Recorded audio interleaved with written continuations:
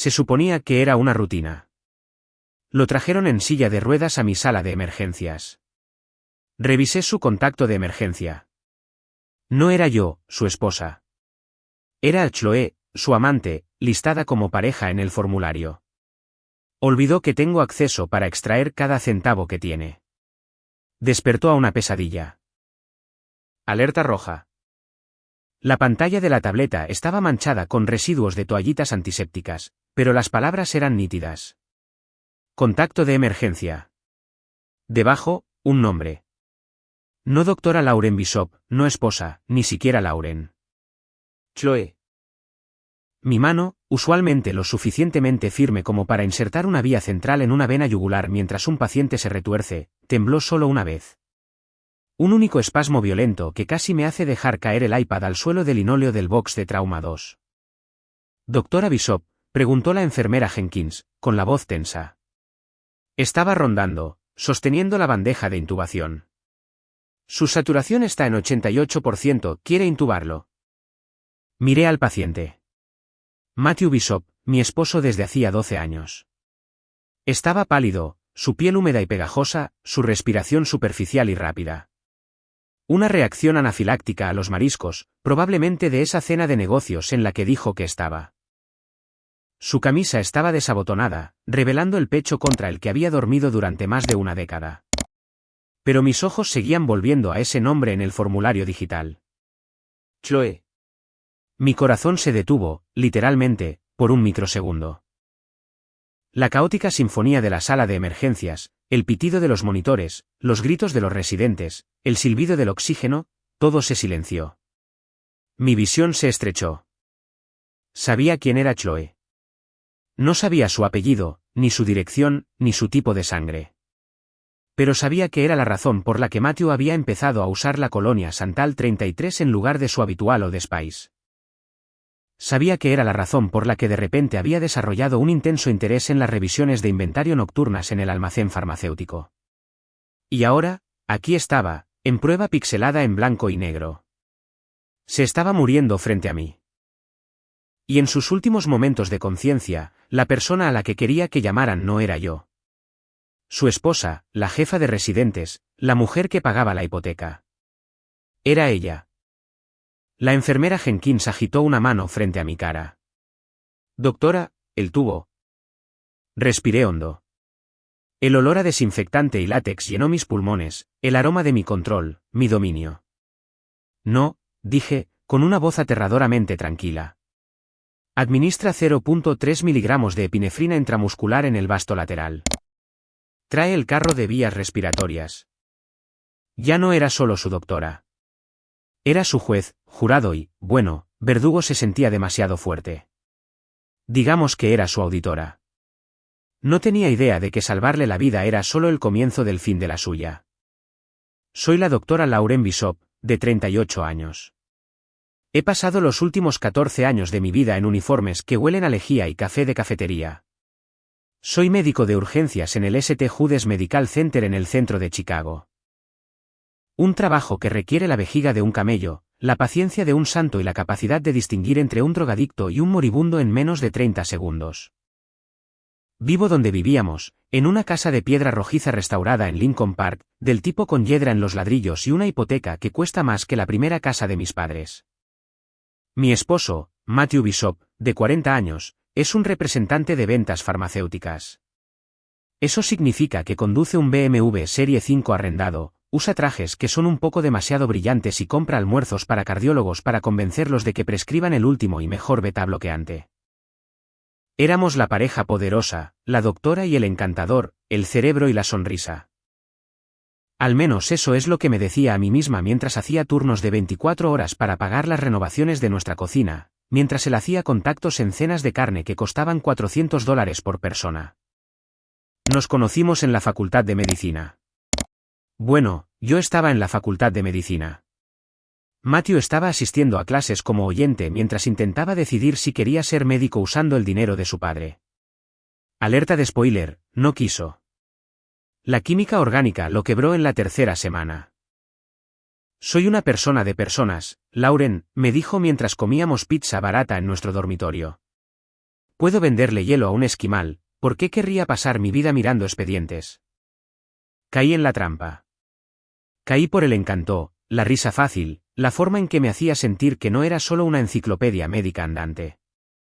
Nos casamos el fin de semana después de que me asignaran la residencia. Fue una ceremonia pequeña. Mi padre, el doctor Alistair Vance, un neurocirujano que aterrorizaba a los internos simplemente con su respiración, hizo un brindis que sonó más como un diagnóstico clínico. Lauren es resiliente, había dicho, agitando su whisky escocés. Matthew es adaptable. No me di cuenta hasta mucho después de que adaptable era el lenguaje de papá para parásito oportunista. Durante 12 años, funcionó. O pensé que funcionaba. Yo salvaba vidas. Matthew vendía medicamentos. Yo llegaba a casa agotada con sangre en los zapatos. Él llegaba a casa oliendo a carne y vino tinto, lleno de historias sobre cómo cerró el trato con el doctor fulano de tal. No tuvimos hijos. Todavía no. Matthew siempre decía, concéntrate en tu carrera, cariño. Estás en camino de ser jefa de personal. No compliquemos las cosas. Pensé que me estaba apoyando. Mirando hacia atrás, me doy cuenta de que simplemente no quería que un bebé llorando interrumpiera sus revisiones de inventario. Mi padre falleció hace 4 años. Un infarto de miocardio masivo. La ironía no pasó desapercibida para nadie. El hombre que pasó 40 años arreglando los corazones de otras personas no pudo arreglar el suyo. Fui yo quien lo encontró en su estudio, desplomado sobre una pila de revistas médicas. Me lo dejó todo. La casa en la que Forrest, el Porsche antiguo que nunca condujo y un fondo fiduciario que había establecido en caso de que ese esposo tuyo olvide cómo vender hielo. Papá nunca confió en Matthew. Ni por un segundo, Lauren, me dijo una noche, un mes antes de morir, con la mano temblando ligeramente mientras sostenía su taza de té. Tú tienes un don. Ves la verdad en el cuerpo. El cuerpo no miente. La gente sí. Me entregó un sobre pesado. Esto es para ti. Solo para ti, no para el señor Bishop. Manténlo separado. Un cirujano siempre necesita un generador de respaldo. Dentro estaba la escritura de la casa de la que Forrest y el acceso a una cuenta en el extranjero que contenía $850.000. Enterré el sobre en el fondo de mi baúl de cedro, debajo de las colchas de mi abuela. Le dije a Matthew que papá lo había dejado todo a la caridad. Típico de Alistair, se había burlado Matthew, aunque vi el destello de decepción en sus ojos. Viejo avaro hasta el final. Esa mentira fue lo único inteligente que hice en todo nuestro matrimonio.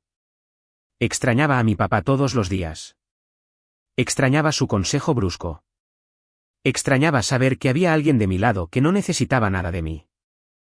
Y ahora, mirando a Matthew jadeando por aire en la camilla, escuché la voz de papá en mi cabeza, clara como una campana. El cuerpo no miente, Lauren. Mira los datos. Mirando hacia atrás, las señales estaban allí. Eran luces de neón rojas, gritando como la sirena de una ambulancia. Y yo simplemente me había puesto auriculares con cancelación de ruido. Señal de alerta número 1, los hábitos de aseo. Hace 6 meses, Matthew comenzó a hacerse la manicura. Los clientes se fijan en las manos, Lauren, decía, inspeccionando sus cutículas. Es profesional. ¿Desde cuándo vender estatinas requería uñas pulidas? Señal de alerta número 2, los viajes de negocios. Empezó a ir a conferencias en lugares que no tenían ningún sentido. Des Moines para una cumbre de cardiología, le había preguntado. Incentivos fiscales, cariño, respondía él. Revisé el estado de cuenta de su tarjeta de crédito más tarde. Había gastado $480 en un spa en Des Moines. ¿Quién va a un spa en Des Moines? Señal de alerta número 3, la higiene del teléfono. Matthew solía dejar su teléfono en la encimera de la cocina, desbloqueado, transmitiendo notificaciones de ESPN. De repente, estaba pegado a su mano. Se lo llevaba al baño. Se lo llevaba al garaje. Dormía con él bajo la almohada por la alarma. Señal de alerta número 4, el vaso de Smoothie King. Se unió a un gimnasio de lujo, Equinox, a 40 minutos de nuestra casa. Mejor equipo, afirmó. Sin embargo, cuando llegó a casa un martes, sostenía un vaso de Smoothie King. Conozco la ubicación de ese Equinox. No hay un Smoothie King en un radio de 10 millas. ¿Pero sabes dónde sí hay uno? Justo al otro lado de la calle del complejo de apartamentos de Wicker Park donde vive Chloe. No dije nada entonces. Simplemente lo archivé.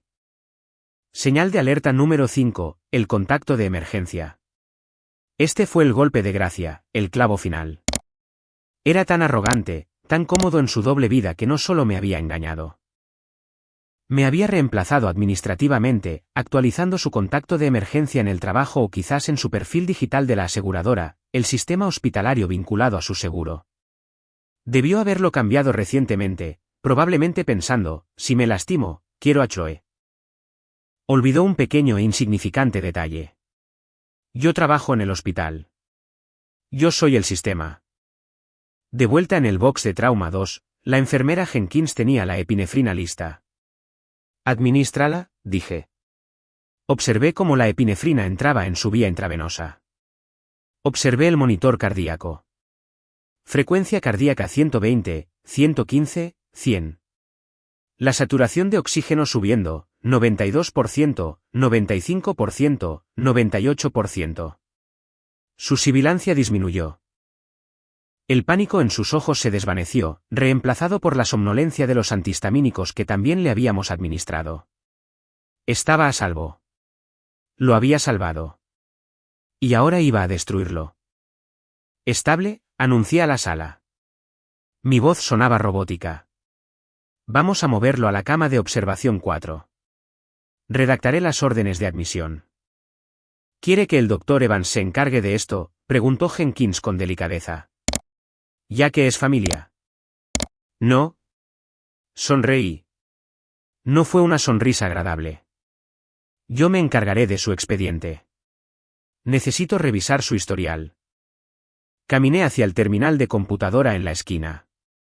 Inicié sesión con mis credenciales. Privilegios de jefa. Abrí el archivo de Matthew. Allí estaba. Última actualización, hace 3 días. Marca de tiempo, 10:42 de la mañana, justo después de su cita con el quiropráctico. Contacto de emergencia, Chloe Miller. Relación, pareja. Teléfono, 555-1192. Pareja, no amiga, no hermana. ¿Pareja? La había definido legalmente como su pareja en un documento médico. Sentí una rabia fría sentarse en mi estómago, pesada y metálica. Reemplazó las náuseas. Reemplazó el desamor.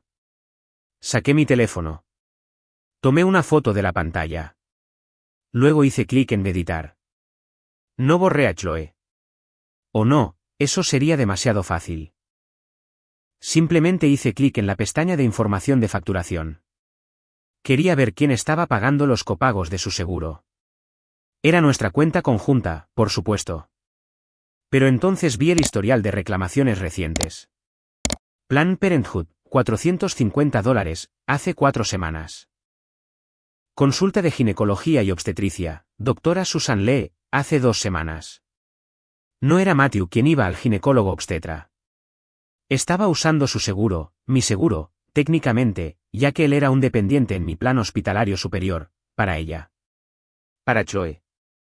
Y ella estaba embarazada. La habitación dio vueltas. Me agarré al borde del escritorio. Embarazada. Lo habíamos intentado durante 3 años, o yo lo había intentado. Rastreé la ovulación. Tomé temperaturas. Matthew había estado demasiado cansado o demasiado estresado. Ahora sabía por qué. No estaba disparando salvas. Solo las estaba disparando en otro lugar. Me senté en la incómoda silla de plástico de la sala de espera, viendo a Matthew dormir.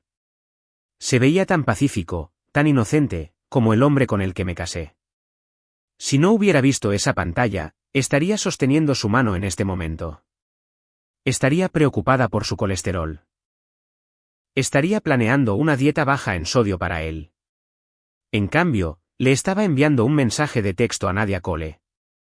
Nadia es una exdetective del Departamento de Policía de Chicago que se cansó de la burocracia y fundó su propia firma de investigación privada, Cole y Asociados. La traté por un brazo roto hace 2 años. Un riesgo laboral, lo había llamado. Nos mantuvimos en contacto. Le envié un único texto. «Te necesito ahora». Respondió en 30 segundos. Stumptown Coffee en Babas. 20 minutos. Le dije a la enfermera que iba a buscar un café. Salí de la sala de emergencias al aire fresco de octubre. Nadia estaba esperando en una mesa de la esquina, vistiendo una chaqueta de cuero que costaba más que el seguro de mi coche. No perdió el tiempo con formalidades. «Te ves fatal, doctora», dijo, deslizando un café negro hacia mí. «¿Quién es él?» «Mi esposo», dije, «y una mujer llamada Joe Miller».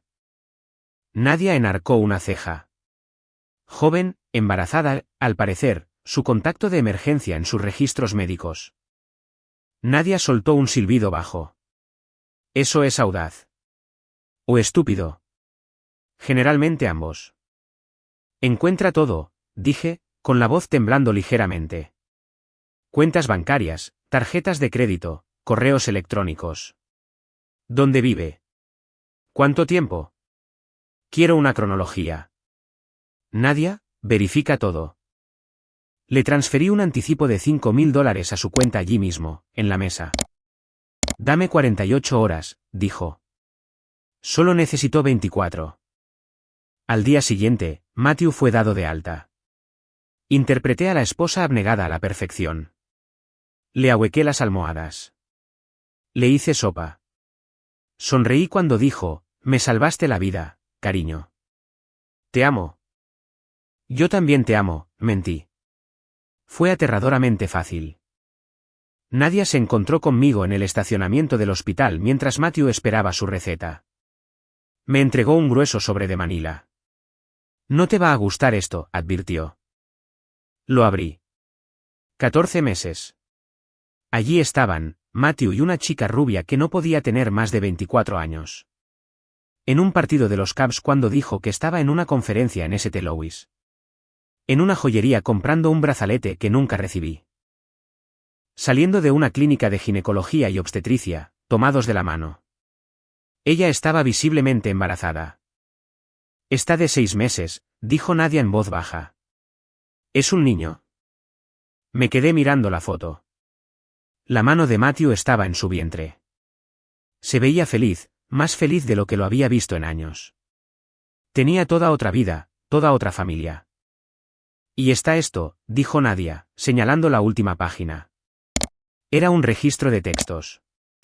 Matthew a Joe, la noche anterior, 2 horas antes de la sala de emergencias. «No te preocupes, cariño. Hablaré con el abogado la próxima semana. Le entregaré los papeles después de su gran revisión de la junta médica. Estará demasiado distraída para pelear. Tendremos la casa del lago». «¿La casa del lago?» «La casa de mi papá». «La que estaba en el fideicomiso». No solo estaba engañándome. Estaba planeando divorciarse de mí, tomarme por sorpresa y quedarse con mi herencia para jugar a la casita con su nueva y reluciente familia. Cerré la carpeta. «Quiere una guerra», susurré. Nadia sonrió con aire de suficiencia. Él trajo un cuchillo a una pelea nuclear. Ese mensaje de texto es intención de defraudar. Está conspirando para apoderarse de activos protegidos por un fideicomiso. «Necesito todo, Nadia», dije, inclinándome. «Cada detalle sucio. No solo quiero ganar. Quiero dejar un cráter». «Lo harás», sonrió ella. «Obtendré el historial completo de GPS de los últimos 6 meses. Costará extra». «Añádelo a la cuenta, ¿cuál es el plan?» «Necesito un abogado», dije. «No cualquier abogado. Necesito un tiburón. Alguien que se desayune a representantes farmacéuticos que conducen BMWs. Diane Beaterel es el tipo de abogada que hace llorar a hombres adultos en las declaraciones juradas. Su oficina está en el piso 44 de la Torre Willis, con una vista que dice, cuesta $800 la hora». Hojeó el dossier de Nadia en silencio. El único sonido era el susurro del papel y el tic-tac de un reloj que probablemente costaba más que el coche de Matthew. Finalmente, levantó la vista por encima de sus gafas sin montura. Es descuidado, dijo. Los hombres arrogantes suelen serlo.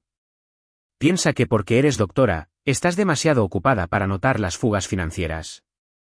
Piensa que la Casa del Lago es un bien conyugal porque mezclaste activos al permitirle supervisar la renovación. ¿Lo es? Pregunté. ¿Bien conyugal? Técnicamente, tal vez, dijo Diane, si puede probar que contribuyó a su valor. Pero sacó un documento que yo había traído. La escritura del fideicomiso que mi padre me dio. El fideicomiso crea un cortafuegos. Diane sonrió. Era una sonrisa depredadora. Me gustó. Pero debemos tener cuidado. Si él presenta la demanda primero, congela los activos. Alarga esto. Expone tu adicción al trabajo para tratar de obtener una pensión alimenticia. Sí, es ese tipo de basura. Entonces, ¿qué hacemos? Dejamos que piense que está ganando, dijo Diane. Cree que te va a entregar los papeles la próxima semana. Adelantémonos, pero no con papeles. Se inclinó hacia adelante. Activamos la cláusula de moralidad en su contrato de trabajo. He leído contratos farmacéuticos estándar, Lauren. Sección 4, párrafo B, conducta impropia de un representante. Pero eso es vago. Necesitamos una causa concreta. Golpeó el estado de cuenta bancario. Exponemos la disipación de activos. Esos $42.000 son robo o fraude. Lauren. Porque usó fondos de una cuenta conjunta para facilitar una aventura que implicó el uso fraudulento de los beneficios del seguro de tu empleador. Eso es un conflicto de intereses directo con los estándares éticos de su empleador. Y lápiz de resistance. Usamos su propio contacto de emergencia en su contra. Como la listó como pareja en un documento médico legal mientras estaba casado contigo. Eso es adulterio probado por escrito, firmado por él. En Illinois, eso afecta la división de activos si lo jugamos bien. Pero lo más importante. Diane señaló la foto de la amante embarazada, nos aseguramos de que su imagen de hombre de familia, la que necesita para su trabajo vendiendo a médicos con valores familiares, quede destruida, lo sabe su jefe. Su jefe es el Dr. Henderson, dije. Está en la junta de ética de mi hospital. La sonrisa de Diane se ensanchó. Oh, esto va a ser divertido. Se levantó y caminó hacia la ventana, mirando el horizonte de Chicago. Esta es la estrategia, Lauren. No solo nos divorciamos de él.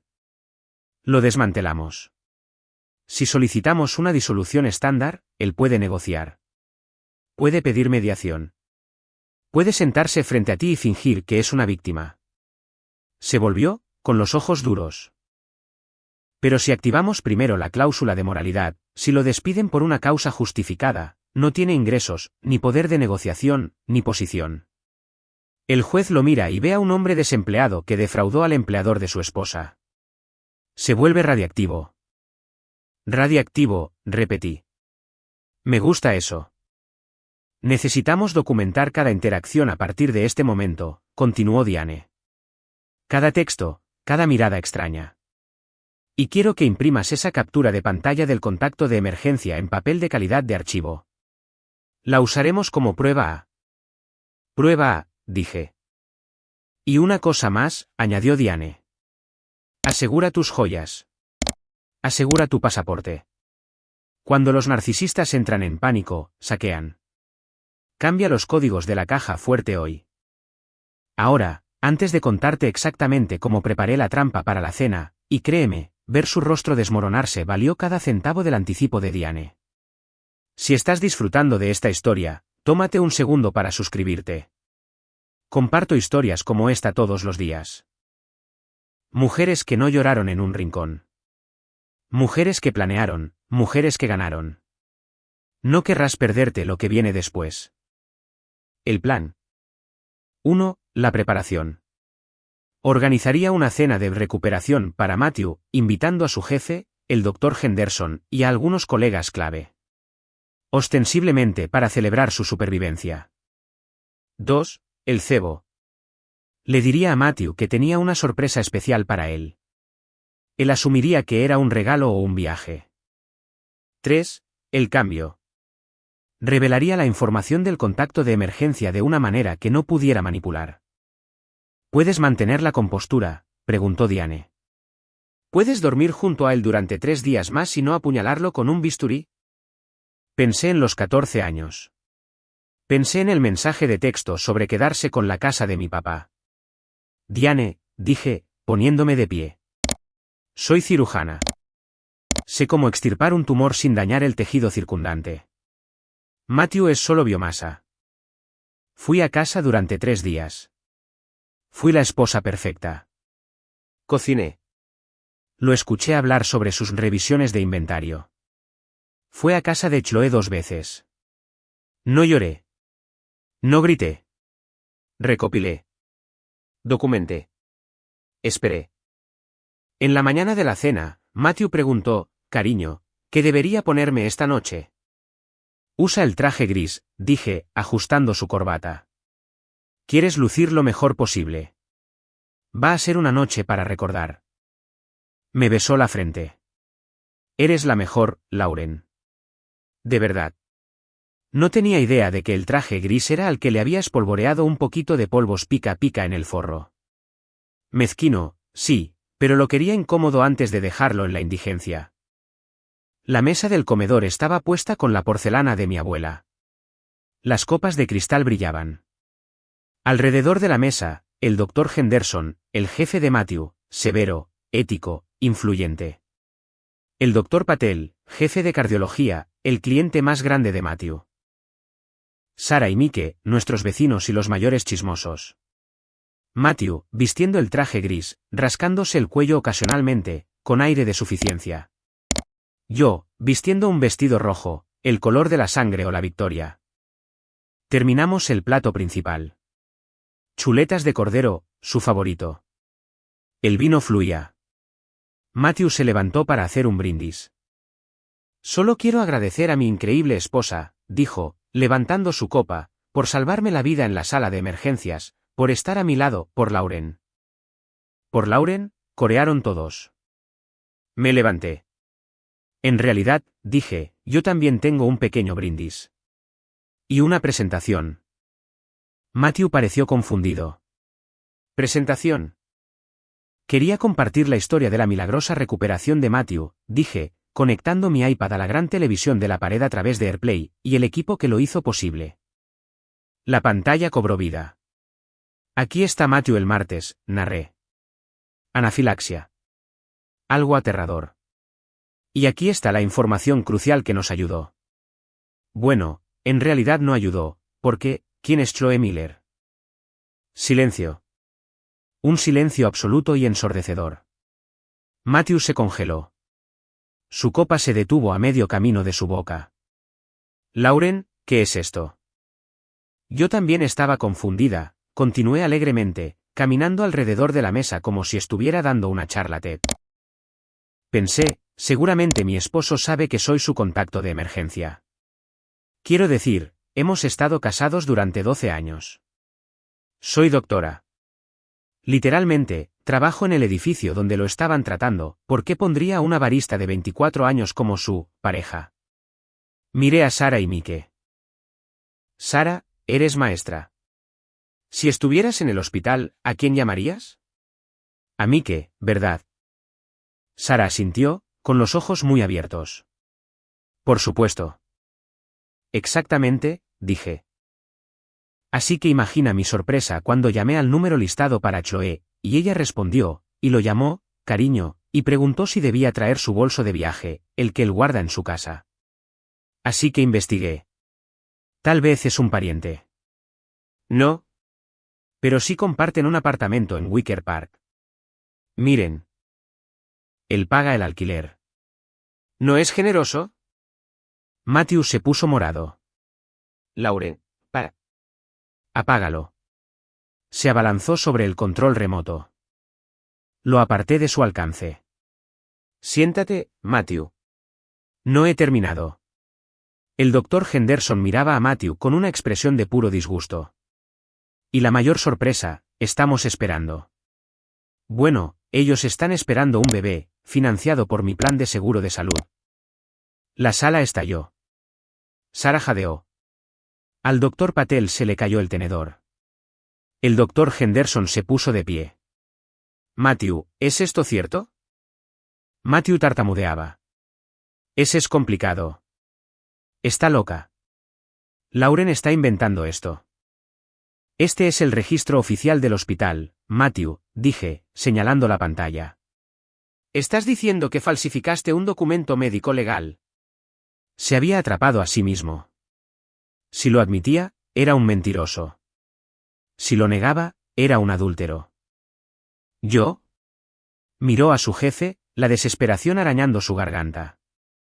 Señor, puedo explicarlo. No es lo que parece. Lauren ha estado paranoica últimamente. Las hormonas. Hormonas, interrumpí, con la voz afilada como una navaja. No soy yo la que está de 6 meses de embarazo, Matthew. Usaste tiempo de la compañía, dijo el doctor Henderson, con la voz como el hielo. Registraste cenas con clientes cuando estabas en este apartamento. Reconozco las fechas. 14 de agosto. Afirmaste que estabas con el doctor Gupta. El doctor Gupta estaba en Londres. Matthew se puso blanco. ¿Yo puedo arreglar esto? No puedes arreglar el fraude, hijo, dijo el doctor Henderson. Estás acabado. Y usaste el dinero de mi fondo fiduciario, añadí, poniendo los estados de cuenta bancarios en la pantalla, para comprarle un cochecito. Un Bugaboo. Buena elección. Matthew parecía pequeño. La picazón del traje gris parecía empeorar. O quizás era solo su piel tratando de desprenderse de su cuerpo por la vergüenza. Fuera, dije en voz baja. Lauren, por favor. ¿Fuere? Señalé la puerta. Tus maletas ya están hechas. Están en el porche. Nadia, mi investigadora privada, una mujer maravillosa, las dejó hace una hora. Y cambió las cerraduras. Matthew miró a su jefe. El doctor Henderson solo negó con la cabeza. No te molestes en venir el lunes, Bishop. Te enviaremos tus cosas por correo. Matthew miró a los vecinos. Ellos apartaron la vista. Me miró a mí. Arruinaste mi vida, siseó. No, Matthew, dije, tomando un sorbo de mi vino. Simplemente la audité. ¿Se fue? El portazo de la entrada fue el mejor sonido que había escuchado jamás. El lunes después de la cena, Matthew intentó venir al hospital. Estaba en medio de mis rondas, revisando el expediente de un paciente, cuando escuché la conmoción en el puesto de enfermería. Necesito hablar con mi esposa. Es una emergencia. Levanté la vista. Matthew estaba allí, con aspecto desaliñado. Llevaba el mismo traje gris de la cena, pero ahora estaba arrugado y manchado. La enfermera Jenkins le bloqueó el paso. Señor, no puede estar aquí atrás. Esta es un área estéril. Lauren, gritó, al verme. Lauren, por favor. Me bloquearon las cuentas. Ni siquiera puedo comprar gasolina. Toda la sala de emergencias se quedó en silencio. Pacientes, enfermeras, residentes, todos se volvieron para mirar. Le entregué mi expediente a un residente. Doctor Patel, continúe con la señora Higgins. Caminé hacia Matthew. Me detuve a 5 pies de distancia, la distancia estándar para tratar con un paciente volátil. Estás alterando mi sala de emergencias, Matthew, dije con calma. Congelaste las cuentas, gritó. Fui al cajero automático y se tragó mi tarjeta. El banco congela las cuentas conjuntas cuando hay una sospecha de actividad fraudulenta, dije, con mi voz proyectándose lo suficiente para que todos la oyeran. Como usar el fondo fiduciario de un cónyuge para pagar el apartamento de una amante. Jadeos de la galería.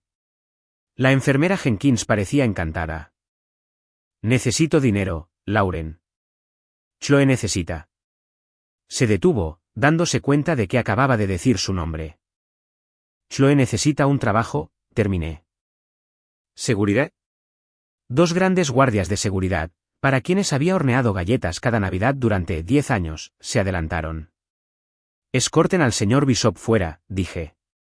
Y si regresa, llamen a la policía. Tenemos una política de tolerancia cero con el acoso. No puedes hacer esto, gritó Matthew mientras le agarraban los brazos.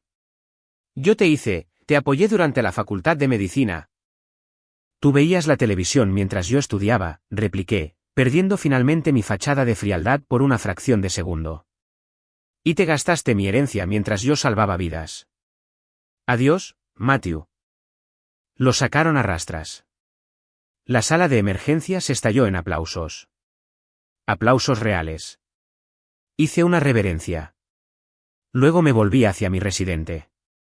Doctor Patel, la presión arterial de la señora Higgins sigue elevada. Administremos 10 de hidralacina. Yo no la busqué, pero ella me buscó a mí. 2 días después, salía del estacionamiento del hospital cuando una joven se acercó a mi coche. Era ella, la chica de las fotos, Chloe. Parecía más joven en persona, y aterrorizada. Estaba visiblemente embarazada, envuelta en un abrigo que parecía caro pero que no le quedaba bien a su cuerpo en expansión. Doctora Bishop. Desbloqueé la puerta de mi coche. No tengo nada que decirte, Chloe. Dijo que lo estás arruinando, dijo ella, con la voz temblorosa. Dijo que eres vengativa. Me reí. No pude evitarlo. ¿Vengativa? Cariño, solo soy meticulosa. Estamos enamorados, dijo, agarrándose el vientre. Él me ama. Solo se quedó contigo por lástima. Lástima. Me apoyé en mi coche. Te dijo eso, te dijo que yo era la esposa fría y obsesionada con su carrera que no lo entendía, te dijo que éramos compañeros de piso. Ella parpadeó. Sí. De manual, dije. Página 1 del manual del infiel. Déjame decirte la verdad, Chloe. Ya que llevas a su hijo, mereces conocer la genética. Saqué mi teléfono. Matthew no me está dejando porque te ama. Me está dejando porque lo eché. Y esa, lástima, era el disfrutando de una vida sin hipoteca en una casa que pagó mi padre. Conduciendo un coche que mi sueldo arrendaba y vistiendo trajes que mi tarjeta de crédito confeccionaba. Me acerqué más. Está en la ruina. Chloe. Tiene $42 en su cuenta corriente personal. Lo sé porque vi el extracto. Está desempleado desde el lunes y está a punto de ser demandado por el hospital por fraude al seguro. Su rostro palideció. ¿Fraude? ¿Quién crees que autorizó esas visitas prenatales?, pregunté con suavidad. Usó mi póliza sin mi consentimiento. Eso es un delito grave en Illinois. Parecía que iba a vomitar. No es un premio, Chloe, dije, abriendo la puerta de mi coche. Es una carga. Y ahora es tu carga. Felicidades. Ganaste. Entré, encendí el motor y me alejé. En el espejo retrovisor, la vi de pie allí, luciendo muy pequeña y muy sola. La batalla legal fue el acto final. Diane Beaterel estaba en su elemento. Estábamos en la sala de declaraciones juradas. Matthew se sentó frente a nosotras, con el aspecto de un hombre que no había dormido en una semana. Su abogado, un tipo de centro comercial, parecía que quería estar en cualquier otro lugar. Señor Bishop, comenzó Diane, haciendo clic con su bolígrafo. Repasemos los gastos de negocio relacionados con el apartamento de Wicker Park. Usted afirmó que eran para almacenamiento de inventario. Sí, dijo Matthew, sudando. ¿Inventario? Interesante, dijo Diane, deslizando un papel sobre la mesa, porque este es un correo electrónico suyo a Chloe Miller. Asunto, nuestro nido. Y el texto del cuerpo dice, no puedo esperar para estrenar la nueva cama. Diane hizo una pausa. Su compañía suele estrenar las camas de almacenamiento de inventario, señor Bishop. Matthew se puso rojo. Yo era una broma. Y los $12,000 gastados en Tiffany & Co., continuó Diane. ¿Eso era inventario? ¿Compró estatinas con incrustaciones de diamantes? Yo me acojo a la quinta. Esto no es un juicio penal, Matthew, dijo Diane dulcemente. Es una declaración jurada civil. Acogerse a la quinta solo permite al juez sacar una inferencia adversa. Lo que significa que asumimos que eres culpable. Continuó así durante 4 horas. Al final, Matthew estaba destrozado. Lo admitió todo, la aventura, el dinero, el plan para tomarme por sorpresa. Solo quería ser feliz, susurró al final. Ella me hacía sentir importante.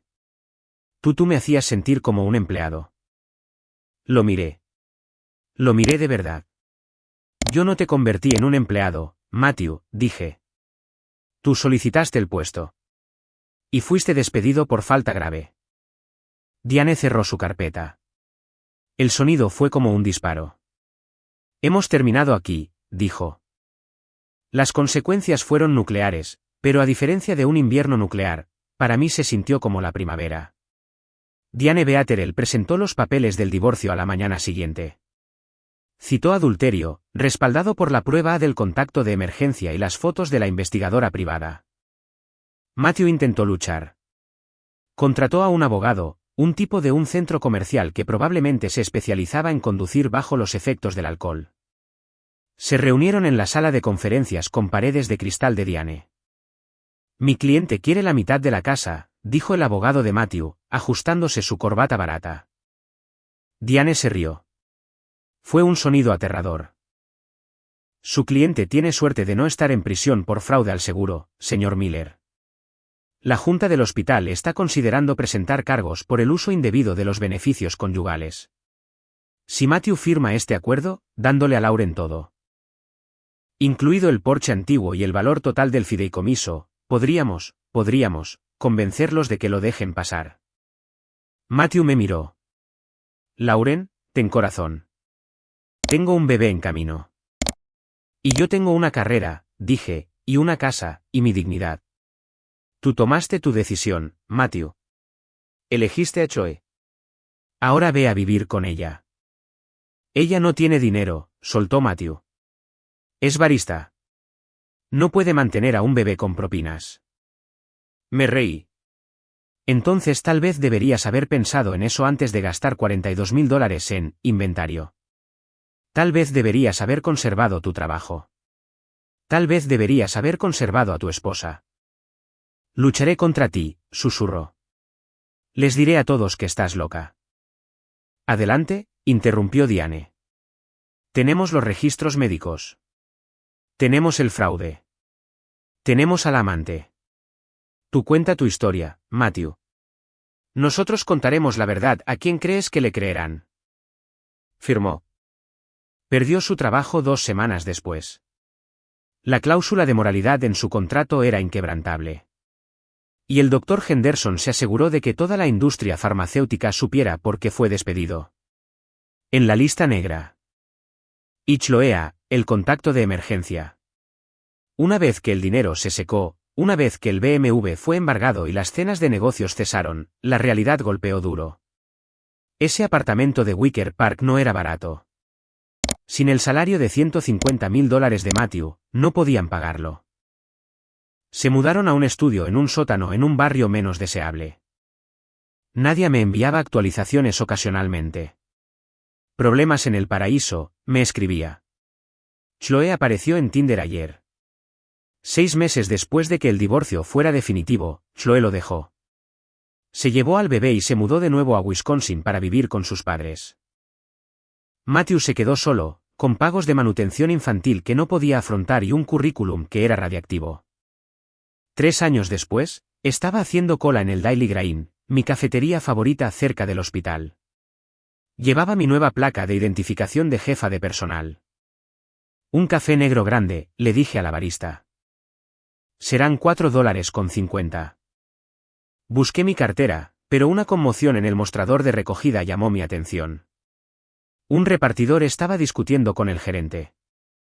Te digo que llevo esperando 10 minutos por este pedido. Mi cliente me va a calificar con una estrella. La voz. Era ronca, desesperada, pero inconfundible. Me giré. Era Matthew. Parecía mayor, 10 años mayor. Su línea de cabello había retrocedido significativamente. No llevaba un traje brillante. Llevaba una sudadera descolorida de Uber Eats y unos vaqueros que habían visto días mejores. Parecía cansado, derrotado. Agarró la bolsa de bagels que el gerente le empujó. «Oye, amigo», gritó el gerente. «Olvidaste el queso crema». «Esa es otra falta». Matthew se estremeció. Se giró para irse, con los hombros encorvados. Nuestras miradas se encontraron por un segundo. La cafetería desapareció. Vi al hombre con el que me había casado. El hombre que había prometido amarme. El hombre que había puesto a su amante como su contacto de emergencia. Su rostro se sonrojó con un rojo profundo y vergonzoso. Miró mi placa. «Jefa de personal Lauren», murmuró. «¿Te ves bien?» «Estoy bien, Matthew», dije. Y era verdad. Era feliz. Estaba saliendo con un pediatra llamado Mark, y casualmente, no tenía otro contacto de emergencia que no fuera su madre. Tenía la casa de mi papá. Tenía mi paz. «Yo escuché que te ascendieron», dijo, cambiando su peso. «Eso es genial. De verdad. Gracias». «Mira, tengo que irme», dijo, levantando la bolsa. «No quiero llegar tarde». «Conduce con cuidado», dije mientras él empujaba la puerta para salir a la lluvia fría. Sentí una vibración en mi bolsillo. Mi teléfono. Un mensaje de Mark. «Cena esta noche. Estoy haciendo lasaña». Sonreí. Vi a Matthew subir a un Honda Civic abollado y alejarse. Ya no sentía ira. No sentía tristeza. Simplemente me sentía ligera. Mi papá tenía razón. El cuerpo no miente, y tampoco los papeles. La mejor venganza no es gritar. No es rajar neumáticos. Es vivir una vida tan plena, tan vibrante y tan exitosa que la persona que intentó romperte se convierte en nada más que una nota a pie de página en tu biografía, una advertencia, o simplemente un nombre en una vieja lista de contactos eliminada. Si estás leyendo esto, revisa el contacto de emergencia de tu esposo. Nunca sabes lo que podrías encontrar. Y si encuentras a una Chloe, llama a un abogado.